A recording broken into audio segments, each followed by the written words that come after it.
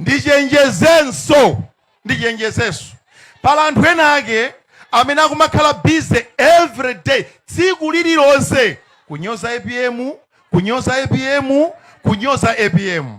Ndinena mawu awa, enough is enough. That's all. Sikuti ife ndiopusa olo muli inuyo akukunyozerani bambo wanu every day tsiku lililonse bambo yake a munthu kumangonyozedwa mungamve bwanji mimoyo yanu? Ndiyeno mukapanga mastailo anu kumeneko amene mukuchitaja mapeto ake nkumana kuti amene yayenera okhala chisale. Of course ndine munthu ophunzitsidwadi pa zimenezozo.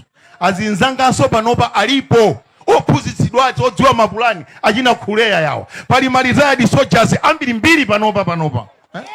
Koma osamatipaka ndi zinthu zopusa ayi tipemphe nawo.